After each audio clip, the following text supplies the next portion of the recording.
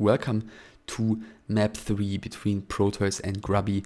It is of course currently 1-1 between these two players and Protois may be done with serious mode for now. Then again, I think I've stated this in my introduction to Protois, which I did in one of the past casts. He used to play human once in a while in somewhat important matches, so he was somewhat decent with human. It was definitely his second strongest race, and you know, maybe he just thinks that after what we've seen on Norwood, that his chances of beating Grubby with human are simply better than beating him with undead, since Grubby generally always was very good against undead and, you know, had his struggles against human, you know, once in a while.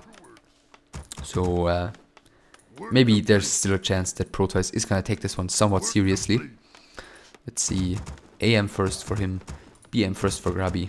Interesting base layout with the altar and the barracks being both placed on the top of the map here, or on the top of the of his own base here. Let's put it like that. So second burrow is coming. Guessing the shop might eventually be built here. And yeah, the early lumber mill by Protois suggests that he's probably gonna want to attack as quickly as possible.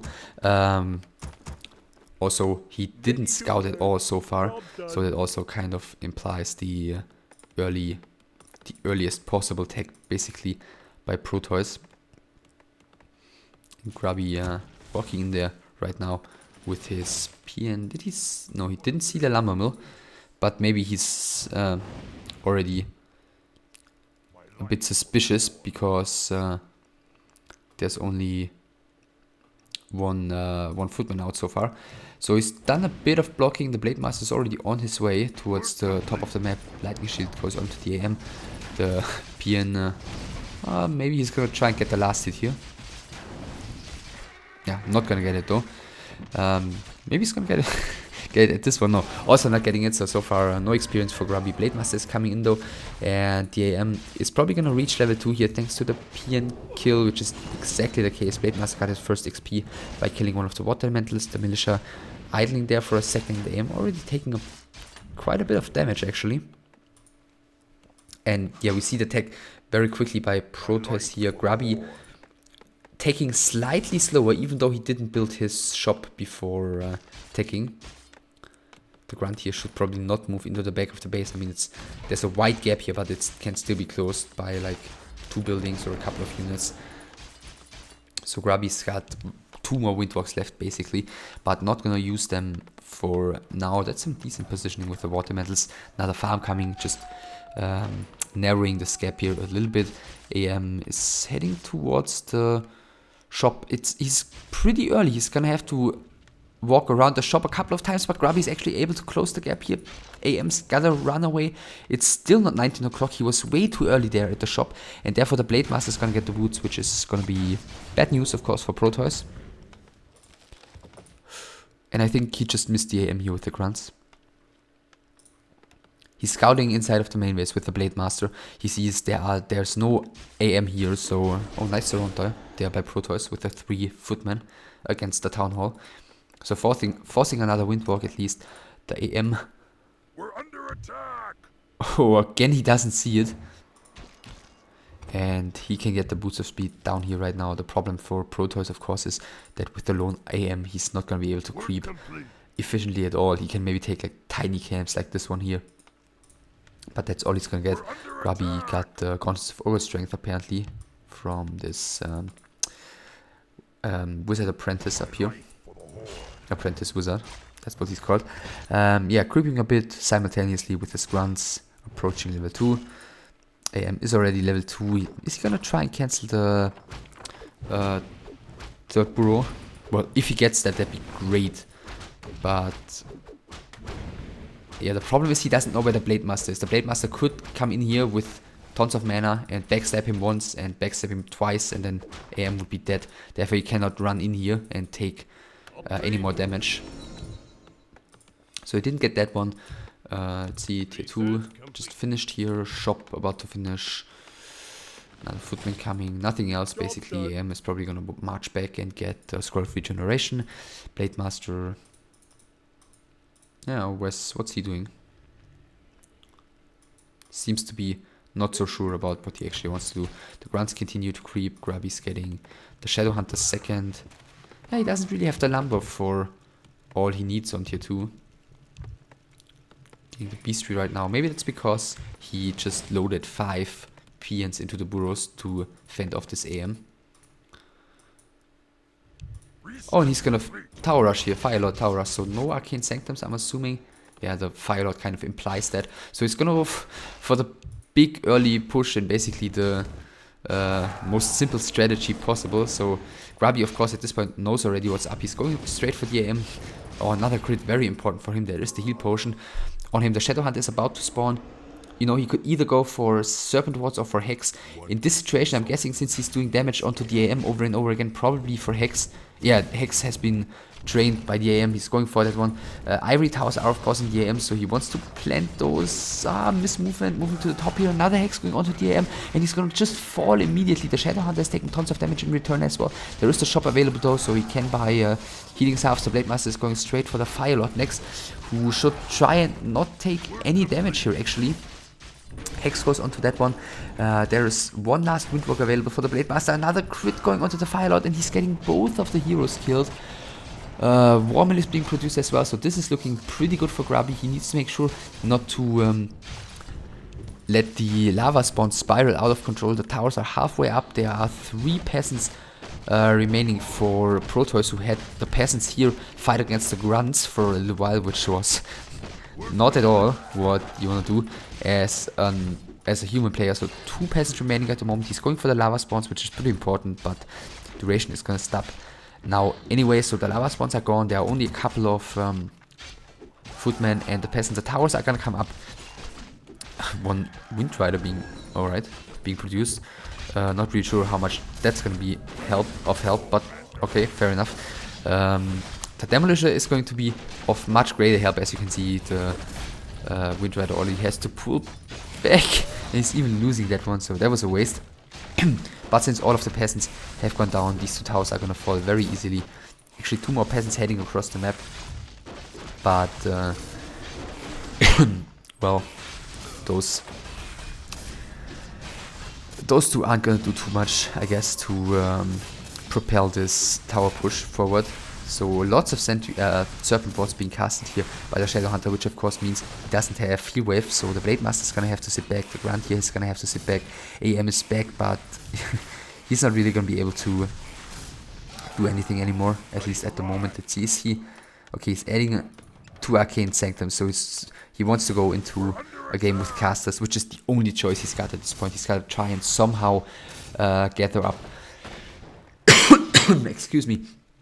Gather up a decently sized caster army.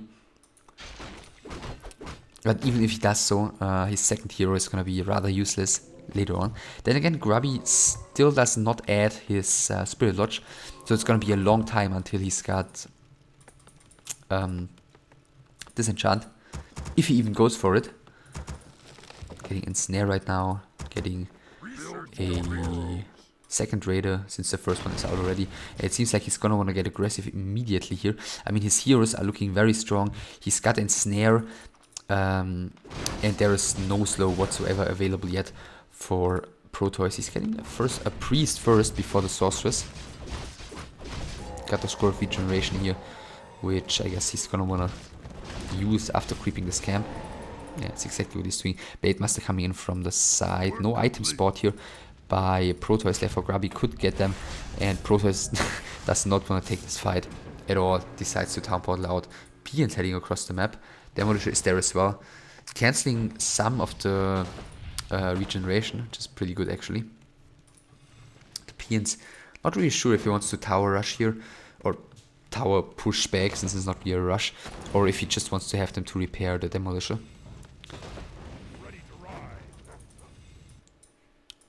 Tower coming here inside his own main base, getting headhunters here and no Spirit Lodge. So he's just, like, if he does this, he's got to keep the pressure up, because if he's facing a ton of slow, then that kind of unit composition isn't going to do it anymore. I think he's taking an unnecessary risk here at the moment, because with BM, SH and Standard and decent level advantage he already got, he can go into a safe Standard late game, especially against the Fire Lord second, which is pretty useless late game. But alright, he wants to finish it quickly apparently. Maybe just wants to make sure to not give Protois the chance to get back into this game. Slow is still an autocast here apparently, and therefore the Enforcers get slowed. Grubby steals the creep as well as the Tome of Intelligence +2. Should maybe get a heal scroll at the shop, at least one, since he doesn't have any healing, since the Shadow Hunter didn't skill it. A couple of footmen are going to be picked off here, of course. Those are easy kills for the Blade Master right now. See this slow Enforcer gets ensnared and killed as well. Shadow Hunter slowly working his way towards level 3. The Renegade Wizard, I guess Protois isn't gonna wanna do any damage to that one, with the Windwalked Blade Master being nearby, or is he? No. Of course, for Grubby it's a bit tricky, because he doesn't want to go through this little gap here, because then the creeps will attack him, and he's gonna be clumping up his entire army, so that's not really the position he wants to be in at the moment. Let's see who's getting the last hit here. Protois gets the last hit, Grubby gets the item, which is the Linehorn of Stormwind. Another footman dying, probably this one's gonna fall as well. And the entire, almost the entire creep camp has gone right now. Another lava spawn split happening, so that's, yeah, that's what Grubby has to overcome here. The lack of disenchant. Another raider is taking some damage, is gonna fall. I think that's the first raider. Grubby's losing the second one, taking so much damage as well. Speed scroll wise, there's nothing remaining for Grubby. He's gotta pull that one out. He's losing it though. Level 2 for the Fire Lord, which is probably going to result into okay, never mind. I was thinking Soul Burn, but he's going for Incinerate. And now Grubby can push through this little gap. Of course, his damage output, even if his army is slowed, is huge. Still no lodge for him, so he's just gonna stick with what we're seeing here right now. The next raider is going to be picked off, and that means no more ensnare for Grubby, at least for now. Hex going onto the Fire Lord, backstab, crit. Wow, the Fire Lord, another crit, and another crit. Grubby within 5 hits, he's getting 3 crits and 1 backstab here onto that Fire Lord, and therefore that one's going down. So yeah, that happened quickly. And now the towers are being produced way out of range, but it's gonna make it so hard for Protois to leave his base, because his casters will get focused down so quickly by all of the piercing damage of Grubby. Meantime, there are only 2 lumber peasants remaining, so he's not really able to push out of his base with militia. He's gonna make sure not to get ensnared here and take unnecessary damage by the Blade Master. I think the BM could just get an Invo Potion and just stand here and then snare the AM. Maybe an Invo Potion, Windwalk here, block the gap, use it, and then go for the AM, because he's got no items whatsoever. But he's doing fine nevertheless. It's 54 supply for Grubby, it's 39 for Protois. The Fire Lord soon to be back. First Kodo Beast joining the army. The Breaker here dodging the Devour of that one. The entire army is slow, that's the only problem for Grubby. But the damage output is so low for Protois. He's using Call to Arms right now. He wants to get this fight before the towers finish, apparently. First of the militia has fallen. The Demolisher is going to take down one of the sorceresses, which has nicely been ensnared. And there it goes, and there's the GG already by Protois, just as Grubby's Shadow Hunter was reaching level 4. Yeah, the towers were about to finish. Even the gold peasants were about to fall. And Grubby apparently making the right call here. Not going into a longer game, finishing this one here very quickly after fending off this tower push, in which Protois was just not able to defend his heroes well enough against Grubby's Blade Master, going for the damage on those over and over again, and therefore Grubby takes this best of 3 with 2-1. Protois, you know, Protois obviously sitting comfortably on the last rank of this group. So Grubby is maintaining his chances in this group, and Protois, well, he's got still a shot to make it through the group stage here, since his match against Todd obviously doesn't count anymore. And he still has 2 matches which he can win against Naps and against... who else is he still playing against? Against Electak. Should be his 2 remaining matches. And Grubby with 2 victories and 1 loss is looking decently so far. He's got to go up against... who's he still missing? He's going to have 1 free play day basically against Todd. And then he's going to go up against Electak.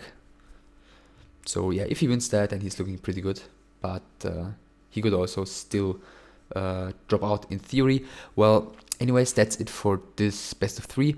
That's it for this group as well, since we're only going to have 2 matches in this group from now on. And we're going to continue with Group D with Lil DC, the Swedish Night Elf, who has played very strong so far and hasn't lost the map in the entire tournament. And he's going to face Mew, who lost pretty devastatingly against HG on Playday 2. So I hope you guys look forward to that. Yeah, leave a comment about this best of 3 if you liked it, and give the thumbs up and subscribe, and I'll see you soon. Bye.